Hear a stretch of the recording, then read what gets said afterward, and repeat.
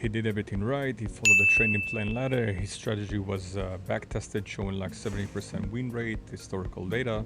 Yes, there was call it starting of the chart bleeding in some reds, so watching another winning position reverse. Sometimes smash his top losses, wiping out the gains of the week. It felt like a personal, call it a personal event. The market was sometimes a living thing that knew exactly where he was vulnerable and loved to hurt his position. If you ever felt like you're playing a rigged game, that's no matter how disciplined you are, just can win. And basically, you're not alone. This story of why the vast majority of trader fails, with study shows that only 1% achieve long-term success over 5 years, and it's almost nothing to do with the strategy. Let's call our trader Alex again. Alex is a model of a student of the market. He spent hours analyzing the chart, detailing trading plan with iron cold rules. He's never risked more than 1% of his capital in a single trade on a paper. He should be killing it, but he isn't. His week was a psychological call it a roller coaster. One that starts perfect setup, and the trade moved to his favor. A small hit of euphoria. Profit grows, fear creeps in. The fears that this gain will call it evaporate just like that on other trades. He's tightening his stop loss, choking his trades, and watches his pounding hard before deciding to just take a small profit and win. Win is a win. He mumbled. Moments later, he watched the analogy of the price skyrocket is an original target, leaving a fortune on the table. Frustration takes over. Of course, the next trade appears, another valid setup, but he's paralyzed by memory that the profit that he missed. He hesitated. Waiting more confirmation and more happens without him, and that FOMO, that toxic whisper in his ear that everything else and everybody else getting rich while you're stuck in sidelines. But by Wednesday, he's in the red. The target goes against him immediately. Plans screamed, cut out the losses, but his ego, this burden voice of hope that takes over, it's just a pullback, it says, and it turned around. It's gonna turn around immediately. It was wrong. Feels like a personal failure. So he's hold behind his rules. The small, call it manageable loss, snowballed into a massive blow of his account. Now, anger and depression are in the driver's seat. He feels like that instant urge of a revenge trader. He have to gain his money back. Call it big game will cover it sloppy, but to his wins and to basically trying to recover all his old money back. This is the final stage of the psychological collapse. Tragedy is out of the window. A raw, undisciplined emotion is in control. He knows he's wrong, but his plan is to basically insist that the irrational decision feels like the only way out. The cycle of fear, hesitation, greed, and revenge is an emotional storm that sinks,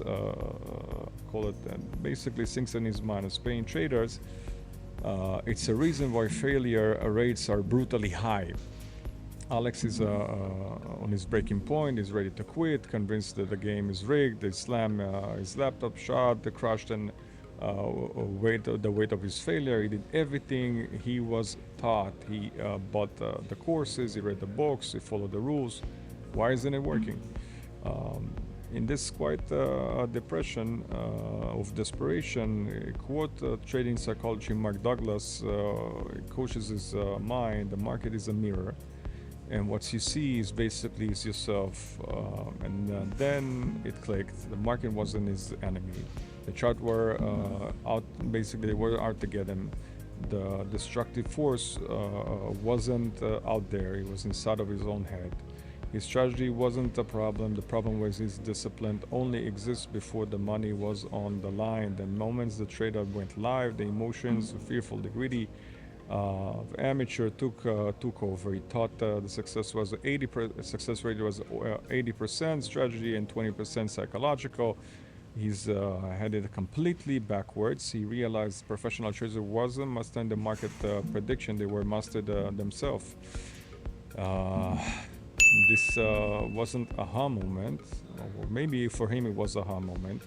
The real work was finding better in wasn't finding a better indicator. Was basically renewing his own, rewiring his own brain. So Alex got back to the chart. He went back on the drawing board, but this time he was studying the new subject himself. He opened his trading journal, but insisted on just logging entire and exist. He started to log his into his emotion. Why? What was the feeling? Was basically what was the feeling? Why was he entered? Call it, was it confident plan? Was it the FOMO? Why did he basically exit early? Was it strategy, or was this just scared of losing the profit? The simple act of journaling was a brutal, honest mirror. The pattern of his motion, call it blunder, was a light bare of page. He couldn't lie to himself anymore. From a new awareness, he built a new set of rules, not for the strategy, but it's for his own mind. First, he'll only truly embark risk. This means beginning geniusly and ingenuously is okay with the fact that the lose is a given in the trade.